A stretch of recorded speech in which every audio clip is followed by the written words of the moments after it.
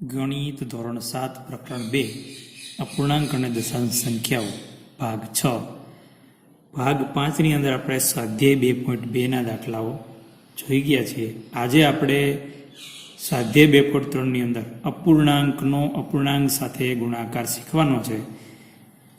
આ અપૂર્ણાંકનો અપૂર્ણાંક સાથે ગુણાકાર આપણે સ્વાધ્યાય 2.2 ના દાખલાઓમાં પણ જોઈ ગયા છીએ. કોઈ વસ્તુ નવીન નથી. અહીંયા આપણને દાખલો પહેલો કીધો છે કે શોધો દરેકનો 1/4 અથવા તો દરેકનો 1/4 ભાગ શોધો. તો પહેલો દાખલો આપ્યો છે એમાં 1/4 નો 1/4 ભાગ, બીમાં 3/5 નો 1/4 ભાગ અને દાખલા સી ની અંદર 4/3 નો 1/4 ભાગ. તો આપણે લખીએ 1/4 નો 1/4 ભાગ અથવા તો 1/4 ના 1/4. નો અથવા ના હોય તો આપણે શું કરવાનું છે? ગુણાકાર. 1/4 નો ની જગ્યાએ ગુણાકાર ગુણ્યા 1/4. હવે આપણને ખબર છે કે ગુણાકાર અંશનો અંશમાં છેદનો છેદમાં આપણે ગુણાકાર સ્વરૂપે લખીએ છીએ, ગુણાકાર કરતા નથી. જો ગુણાકાર સ્વરૂપે લખીએ અને છેદ ઉડતા હોય તો અહીંયા ઉડાડી દેવાના, જેથી આપણું કામ છેલ્લે સરળ બની જાય. અતિ સંક્ષિપ્ત રૂપ આપવું સરળ બને, અથવા તો ડાયરેક્ટ અતિ સંક્ષિપ્ત રૂપ પણ આવી શકે. અહીંયા કોઈ છેદ ઉડતો નથી અંશના છેદમાં, તો ગુણાકાર કરી દેવાનો. 1 એકા 1 છેદમાં 4 ગુણ્યા 4 16. તમે જોઈ શકો છો અહીંયા આપણે આ ભાગ અતિ સંક્ષિપ્ત રૂપમાં પણ છે અને મળેલો અપૂર્ણાંક છે એ શુદ્ધ છે. શુદ્ધ એટલે કે જેનો છેદ મોટો હોય, અંશ નાનો હોય, એટલે કે છેદાધિક અપૂર્ણાંક છે. હવે આપણે બીજો દાખલો જોઈએ કે 3/5 ના અથવા નો 1/4. અહીંયા લખ્યું છે 1/4 નો 1/4 ભાગ, અહીંયા લખ્યું 3/5 ના 1/4. બે વસ્તુ એક જ છે. ખરેખર 3/5 નો 1/4 ભાગ જ છે. તો આપણે જે ના છે એટલે ખરેખર 3/5 નો 1/4 ભાગ ક્યારે મળે? જો આ બંનેનો ગુણાકાર કરીએ તો. હવે આપણે ગુણાકાર સ્વરૂપે લખી દઈએ. ઉપર અંશમાં 3 ગુણ્યા 1 છેદમાં 5 ગુણ્યા 4. અહીંયા ક્યાંય છેદ ઉડતો નથી, તો આપણે ગુણાકાર કરી દઈએ. 3 એકા 3 છેદમાં 5 ચોક 20. અહીંયા પણ અતિ સંક્ષિપ્ત રૂપમાં જ છે અને શુદ્ધ અપૂર્ણાંક છે. હવે આપણે ત્રીજું મેળવીએ કે 4/3 નો અથવા ના 1/4. 4/3 ના 1/4 કેટલા થાય એ મેળવવા માટે 4/3 નો 1/4 સાથે ગુણાકાર કરવો પડે. આપણે ગુણાકાર સ્વરૂપે લખી દઈએ. 4 ગુણ્યા 1 એટલે કે અંશનો અંશમાં ગુણાકાર, છેદનો છેદમાં 3 ગુણ્યા 4. અહીંયા છેદ ઉડે. 4 એકા 4, તો ઉપર વધશે 1 અને નીચે વધશે 3. તો તમે જોઈ શકો અહીંયા છેદ ઉડ્યા. જો ન ઉડાડ્યા હોત તો અહીંયા ઉડાડવા પડત. તો અહીંયા આપણને આનો જવાબ મળ્યો 1/3. એટલે આપણે કહી શકીએ 4/3 ના 1/4 ભાગ એટલે 1/3. હવે આપણે બીજો દાખલો છે પહેલા દાખલાનો. દરેકનો 1/7 મેળવવાનો છે, એટલે કે દરેકનો 1/7 ભાગ મેળવવાનો છે. તો અહીંયા આપણે પહેલો દાખલો છે કે 2/9 ના 1/7 અથવા 2/9 નો 1/7 ભાગ બરાબર. આ મેળવવા માટે આપણે શું કરવું પડે? તો કે 2/9 નો 1/7 સાથે ગુણાકાર કરવો પડે. આપણે ગુણાકાર સ્વરૂપે લખી દઈએ. ગુણાકાર કેવી રીતે થાય? અંશનો અંશમાં, છેદનો છેદમાં. અપૂર્ણાંકોના ગુણાકાર માટે બહુ યાદ રાખવાનું સરળ છે કે ગુણાકાર અંશનો અંશમાં થાય, છેદનો છેદમાં. અહીં ક્યાંય છેદ ઉડતા નથી એટલે ગુણાકાર કરી દઈએ. 2 એકા 2 છેદમાં 9/7 અથવા 7/9 63. અહીંયા આપણો જવાબ મળી ગયો. એવી રીતે બીજો દાખલો ગણીએ બી કે 6/5 ના 1/7 એટલે કે 6/5 ના 1/7 મેળવવા માટે 6/5 ગુણ્યા 1/7 કરવા પડે. આપણે ગુણાકાર સ્વરૂપે લખી દઈએ. 6 ગુણ્યા 1 એટલે કે અંશનો અંશમાં ગુણાકાર, છેદનો છેદમાં. આપણે ગુણાકાર કર્યો નથી, ગુણાકાર સ્વરૂપે લખ્યું છે. હવે આપણે છેદ ઉડતા હોય તો ઉડાડી દઈએ, ક્યાંય ઉડતા નથી. છેદ હંમેશા યાદ રાખજો, વચ્ચે ગુણાકાર હોય તો જ ઉડે. અંશ અને છેદના છેદ ઉડે. છેદ ઉડાડવો એટલે ખરેખર ભાગાકાર છે, એટલું યાદ આપણે રાખવાનું. અહીંયા છેદ ઉડતા નથી એટલે ગુણાકાર અંશનો અંશમાં. 6 એકા 6 છેદમાં 5 + 7 35. તો તમે જોઈ શકો છો આનો જવાબ આવ્યો 6/35. 35. હવે ત્રીજો દાખલો છે કે 3 દશાંશ એટલે 3/10 ના અથવા નો 1/7 ભાગ મેળવવા માટે આ બંનેનો આપણે ગુણાકાર કરવો પડે. આપણે ગુણાકાર સ્વરૂપે પહેલા લખીએ. ગુણાકાર સ્વરૂપે કેવી રીતે લખાય? અંશનો અંશમાં 3 ગુણ્યા 1 છેદનો છેદમાં 10 ગુણ્યા 7. હવે ગુણાકાર કરી દઈએ કારણ કે છેદ ઉડતા નથી. 3 એકા 3 છેદમાં 10 સત્તા 70. તો આવી રીતે આપણે ગમે એટલાનો પૂર્ણાંકનો કોઈ પણ ભાગ મેળવવાનો કીધો હોય અથવા તો અપૂર્ણાંક ભાગ મેળવવાનો કીધો હોય તો આપણે ગુણાકાર કરીને મેળવી શકીએ. આવી રીતે તમે અહીંયા દાખલા ગણી શકો. હવે આપણે જોઈએ દાખલો બીજો છે. એ પણ બહુ સરળ છે. આ બીજા દાખલાની અંદર 8 દાખલા છે, જેમાંથી હું 3 દાખલા તમને ગણાવીશ. આ 3 દાખલા ગણાઈ ગયા પછી પાઠ્યપુસ્તકમાં તમારે જોઈ અને બાકીના દાખલાઓ જાતે ગણવાના છે. અહીં હું 3 દાખલા ગણાવું છું. પહેલો દાખલો છે કે અહીં લખ્યો છે રકમ ગુણાકાર કરો અને અતિ સંક્ષિપ્ત સ્વરૂપમાં દર્શાવો. જો શક્ય હોય તો. અતિ સંક્ષિપ્ત રૂપમાં ડાયરેક્ટ હોય તો આપણે બતાવવાની જરૂર નથી, અને જ્યાં ડાયરેક્ટ અતિ સંક્ષિપ્ત રૂપમાં ન હોય ત્યાં આપણે અતિ સંક્ષિપ્ત રૂપ મેળવીશું. હવે અહીંયા ગુણાકાર કીધો છે તો સૌ પ્રથમ અહીંયા આ મિશ્ર અપૂર્ણાંક છે અને આ શુદ્ધ અપૂર્ણાંક છે. તો આ મિશ્રને પહેલા અશુદ્ધમાં અથવા તો સાદા અપૂર્ણાંકમાં ફેરવી. આ 2/3 એમના એમ. આ ગુણાકારની નિશાની પણ એમની એમ. હવે આ મિશ્રમાંથી સાદામાં ફેરવ્યા તો મિશ્રમાંથી અશુદ્ધમાં ફેરવીએ. આ બેનો ગુણાકાર 3 દુ 6. એમાં આ ઉમેરવાના 6 + 2 8. બરાબર યાદ રાખજો. આ બેના ગુણાકારમાં આપણે આ ઉમેરીએ છીએ અને છેદ એમનો એમ. હવે આ મિશ્રમાંથી અશુદ્ધમાં ફરી ગયા છે.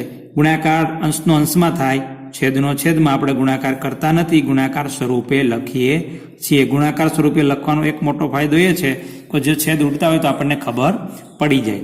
અહીંયા ક્યાંય છેદ ઉડતા નથી અંશ અને છેદમાં, તો ગુણાકાર કરી દઈએ. અંશનો અંશમાં 2 × 8 = 16 અને છેદનો છેદમાં 3 × 3 = 9. આ અતિ સંક્ષિપ્ત સ્વરૂપમાં જ છે. શા માટે અતિ સંક્ષિપ્ત સ્વરૂપમાં છે? કારણ કે અતિ સંક્ષિપ્ત રૂપ એટલે અંશ અને છેદનો સામાન્ય અવયવ 1 થી મોટો ન હોવો જોઈએ, એટલે કે ગુસા 1 હોવો જોઈએ. તમે જોઈ શકો છો આમાં 1 સિવાય કોઈ અવયવ સામાન્ય અંશ અને છેદમાં છે ને, માટે અતિ સંક્ષિપ્ત સ્વરૂપમાં છે. હા, આ મિશ્ર અપૂર્ણાંકમાં ફેરવી શકીએ કારણ કે આપેલો અપૂર્ણાંક અંશાધિક એટલે કે અંશ મોટો છે, એટલે કે અશુદ્ધ છે. તો અશુદ્ધને આપણે મિશ્રમાં ફેરવા હોય તો આગળના દાખલાઓમાં શીખી ગયા એવી રીતે ભાગાકાર કરીને આપણે ફેરવી શકીએ. જો મૌખિક તમને ફાવી ગયું હોય તો મૌખિક પણ તમે ફેરવી શકો. પહેલા દાખલામાં હું સમજાવું છું.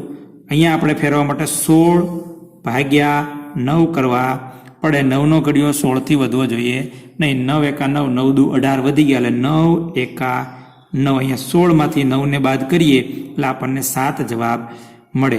તો અહીંયા મિશ્રણ ફેરવા માટે આ પૂર્ણાંક ભાગ આગળ લખવાનો, આ જે શેષ વધી એ અંશમાં લખવાની, અને જે ભાજક હતો એ છેદમાં, એટલે કે છેદ જે અહીંયા હતો એ જ અહીંયા આવે. એટલે આને મિશ્રમાં ફેરવા કે અતિ સંક્ષિપ્ત સ્વરૂપમાં તો આ છે જ, પણ આપણે મિશ્રમાં ફેરવા હોય તો ફેરવી શકીએ. તો અહીં તમે આનું સાદુરૂપ આપ્યું પછી આપણે જોઈ શકીએ આપણે ભૂલ તો નથી ને. તો આ બેનો ગુણાકાર 9 એકા 9, એમાં 7 ઉમેરો, 9 ને 7 16, ઉપર 16 આવી ગયા, છેદમાં 9. એટલે આ આપણે જે મિશ્રમાં ફેરવો છે એ જવાબ સાચો છે, ખોટો નથી. એવી રીતે બીજો દાખલો. અહીંયા તો આપણને બંને સાદા અપૂર્ણાંક જ આપ્યા છે, મિશ્ર આપ્યા નથી.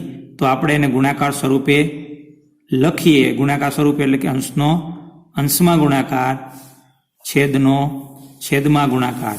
આ લખવાનો મોટો ફાયદો કે તમે જોઈ શકો છેદ ઉડે 7 વડે, એટલે કે ઓટોમેટિક અતિ સંક્ષિપ્ત સ્વરૂપ આવી જાય જ્યારે આપણે જવાબ મેળવીએ ત્યારે. વચ્ચે મેળવવું પડે નહીં. જો હું માની લ્યો કે અહીંયા હું આ ભાગાકાર એટલે કે છેદ ઉડાડતો નથી તો મારે છેલ્લે અતિ સંક્ષિપ્ત સ્વરૂપ આપવું પડે. જો આ દાખલામાં અહીંયા માની લો કંઈ છેદ ઉડાડતો નથી તો છેલ્લે શું પરિસ્થિતિ આવે અને આપણે અતિ સંક્ષિપ્ત સ્વરૂપ લાવવું પડે. જો અહીંયા ઉડાડી દઉં તો ઓટોમેટિક અતિ સંક્ષિપ્ત સ્વરૂપ આવી જતું હોય છે. અહીંયા હું ઉડાડતો નથી એટલે કે આપણે અહીંયા છેલ્લે અતિ સંક્ષિપ્ત સ્વરૂપ આપશું. ગુણાકાર અંશમાં 2 + 7 = 14 છેદમાં 7 × 9 = 63. હવે આ અતિ સંક્ષિપ્ત સ્વરૂપમાં નથી કારણ કે બંનેના છેદ ઉડે છે 7 વડે, બે 7ના ઘડિયામાં આવે છે. તો આને ફરીવાર મારે 7 વડે છેદ ઉડાડવા પડે. તો અહીં 7 દુ 14 લખવા પડે અને અહીં 7 × 9 = 63 લખવા પડે. તો અહીંયા અતિ સંક્ષિપ્ત સ્વરૂપ આવ્યું 2/4. 9. જો મેં અહીં ડાયરેક્ટ અહીં છેદ ઉડાડી દીધા હોત તો ઓટોમેટિક આના ઉપરથી આ જવાબ આવી જાય, એટલે કે અતિસંખ્યિત સ્વરૂપ આપણને સીધું મળી જાય. એટલે આપણે છેલ્લે અતિસંખ્યિત સ્વરૂપ મેળવવું ન પડે અથવા તો છેદ ઉડાડવા ન પડે એટલા માટે આપણે ગુણાકાર સ્વરૂપમાં લખીએ, ત્યારે જ છેદ ઉડાડવા આપણને સરળ બને, આપણને બહુ તકલીફ પણ ન પડે અને નજર સામે હોય, એટલે આપણું છેલ્લે અતિસંખ્યિત સ્વરૂપ પણ સાથે સાથે મળી જાય. હવે આપણે અહીંયા તમે જોઈ શકો છો આ બેનો ગુણાકાર, પહેલા હું ગુણાકાર સ્વરૂપે લખું છું, ગુણાકાર અંશનો અંશમાં, છેદનો છેદમાં. તમે જોઈ શકો અહીં ડાયરેક્ટ એમ લાગે કે છેદ નથી ઉડતા, પણ છેદ ઉડે છે. કેવી રીતે?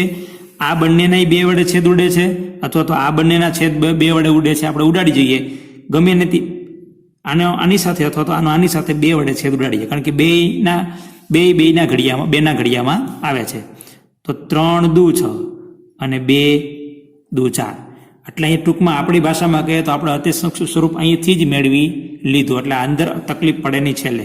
હવે ગુણાકારમાં શું વધ્યું હતું કે 3 ગુણ્યા 3, છેદમાં શું વધ્યું કે 8 ગુણ્યા 2. હવે ક્યાંય છેદ ઉડતો નથી, એટલે ખરેખર અતિસંખ્યિત સ્વરૂપમાં આવી ગયું છે. માત્ર ગુણાકાર કરવાનો છે. 3 તેરી 9 છેદમાં 8 દુને 16. આ આપણું અતિસંખ્યિત સ્વરૂપ સાથે આપણો ગુણાકાર મળી ગયો. અહીંયા મેં 3 દાખલા ગણ્યા છે, બાકીના 5 દાખલા તમારે જાતે ગણવાના છે. હવે ત્રીજો દાખલો આપણને આપ્યો છે કે ગુણાકાર કરો. ઉપરની જેમ ઉપર અપૂર્ણાંકનો અપૂર્ણાંક સાથે ગુણાકાર હતો, અહીંયા પણ અપૂર્ણાંકનો પૂર્ણાંક સાથે, મિશ્ર અપૂર્ણાંકનો અપૂર્ણાંક સાથે, અપૂર્ણાંકનો મિશ્ર અપૂર્ણાંક સાથે. કોઈ આપણે ફેર પડવાનો નથી.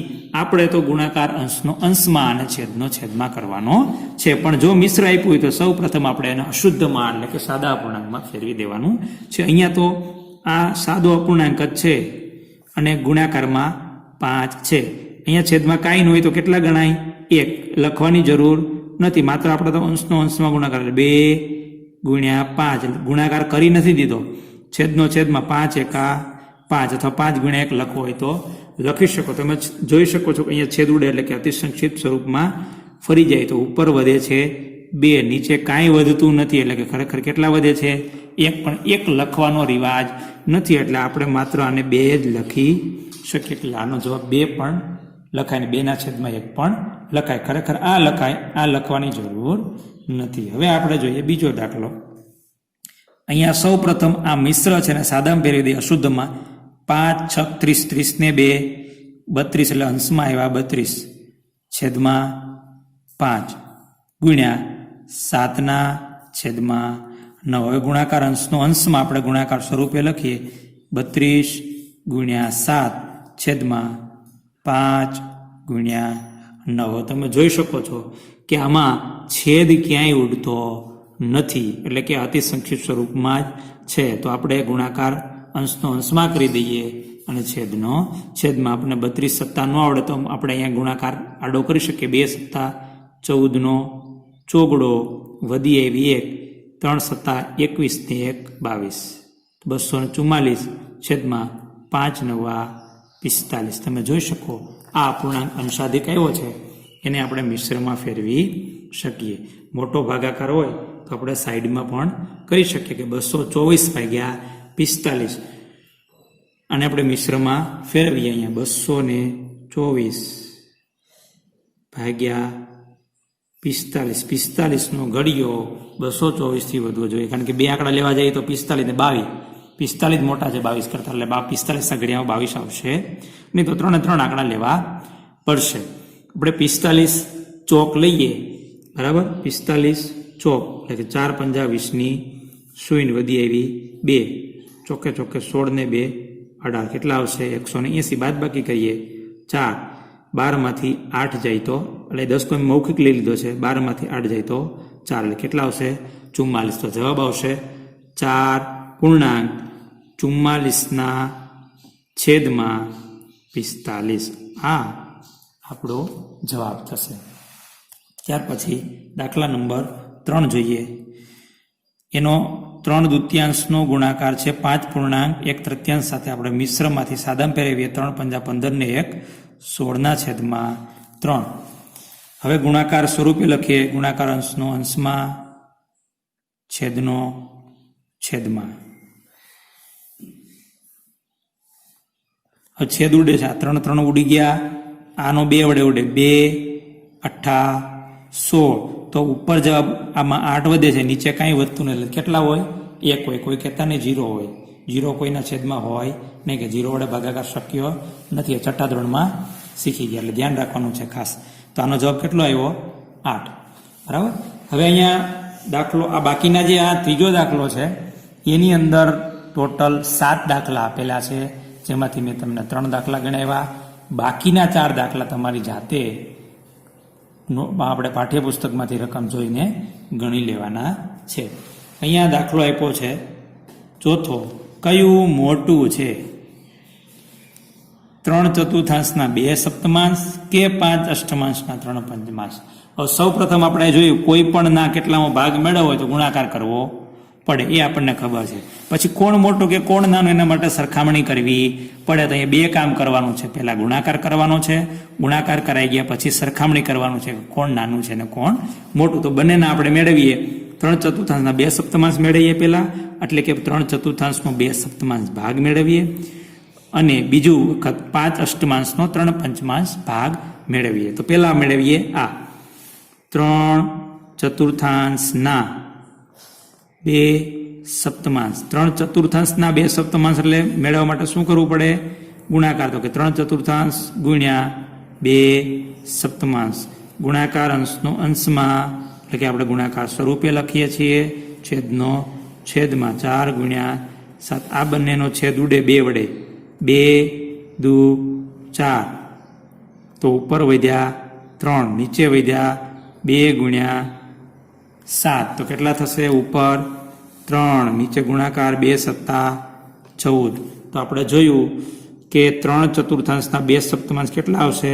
3/14. હવે આપણે 5 અષ્ટમાંશના 3 પંચમાંશ મેળવીએ. તો 5 અષ્ટમાંશના 3 પંચમાંશ મેળવવા એટલે કે 5 અષ્ટમાંશનો 3 પંચમાંશ સાથે ગુણાકાર કરવો. હવે આપણે ગુણાકાર સ્વરૂપે લખીએ, 5 ગુણ્યા 3, એટલે કે ગુણાકાર અંશનો અંશમાં, છેદનો છેદમાં. તમે જોઈ શકો અહીં છેદ ઉડે 5 5નો, પછી અહીંયા ઉડતો નથી, તો ઉપર આવશે 3, નીચે આવશે 8. તો તમે જોઈ શકો 5 અષ્ટમાંશના 3 પંચમાંશ કેટલા આવે? 3 અષ્ટમાંશ.